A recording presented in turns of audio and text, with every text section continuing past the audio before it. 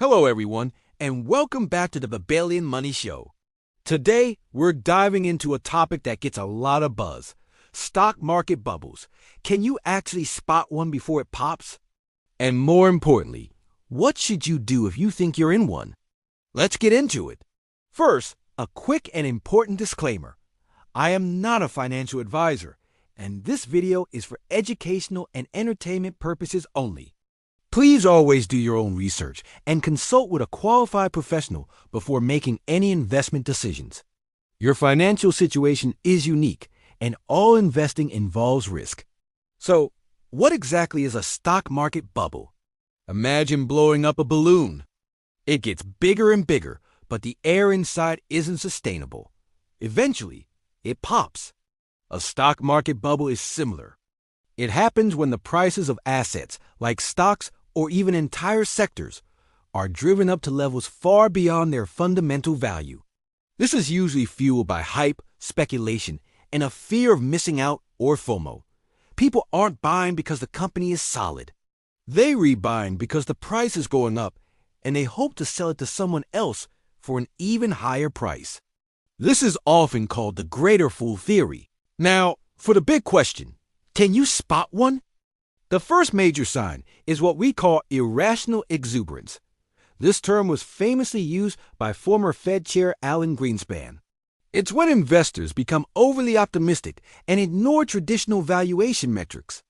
You'll hear things like, "This time it's different," or "old valuation models don't apply anymore."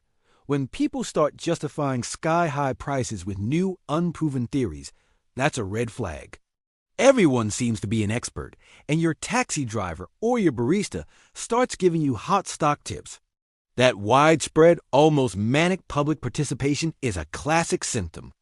A second sign is a sharp, almost vertical rise in prices. Healthy markets trend upwards over time, but they usually have pullbacks and corrections. In a bubble, prices seem to go up in a straight line, almost exponentially. If you look at a chart, and it looks like a rocket taking off with no signs of slowing down, you might be looking at a bubble in formation. This rapid acceleration is driven by speculation, not by underlying business growth. Third, look for extreme valuations. Metrics like the price to earnings, or PE ratio, get stretched to historical highs. For example, during the dot-com bubble, many internet companies had no earnings at all, yet their market caps were in the billions. Investors were betting on future potential that was, in many cases, completely disconnected from reality. When you see entire sectors trading at PE ratios of 100, 200, or even higher, it's worth asking if those prices are truly justified by future earnings potential. Another indicator is a massive increase in media coverage and public hype. When financial news channels are talking about a specific stock or sector 24/7, and it's all over social media, it's a sign that the hype cycle is in full swing. The narrative becomes more important than the numbers. Stories of overnight millionaires become common, which fuels even more FOMO and draws in more inexperienced investors who are afraid of being left behind. So, let's say you see some of these signs. What should you do? The hardest part is that bubbles can last much longer than anyone expects. If you sell out too early, you could miss out on significant gains. John Maynard Keynes famously said, "The market can remain irrational longer than you can remain solvent." This is the core dilemma for investors. One strategy is to not even try to time the market. Instead, focus on your long-term plan. Maintain a diversified portfolio of high-quality assets. Diversification is your best friend because even if one sector is in a bubble and pops, your other investments can help cushion the blow. Don't put all your eggs in one speculative basket, no matter how tempting it seems. Another approach is to systematically take some profits off the table.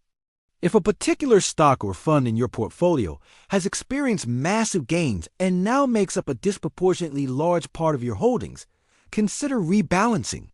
This means selling a portion of that winner and reinvesting the proceeds into other, less inflated parts of your portfolio.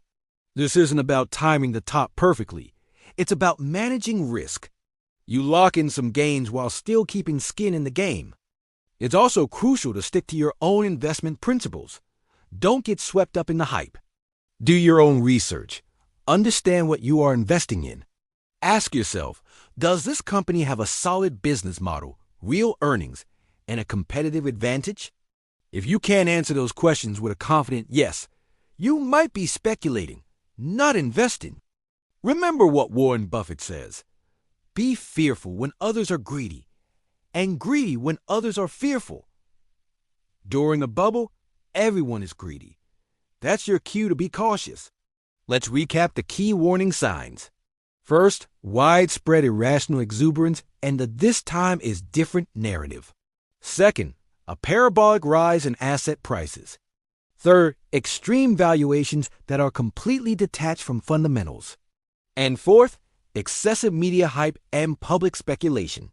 Recognizing these signs isn't about predicting the exact day the bubble will pop. No one can do that. It's about recognizing a high-risk environment and adjusting your strategy accordingly. The goal isn't to be a hero who calls the top. The goal is to protect your capital and stick to a sound long-term investment plan that will help you build wealth sustainably over time, regardless of market manias. Don't let FOMO dictate your financial future. So, can you spot a stock market bubble? Maybe. The signs are often there if you know where to look.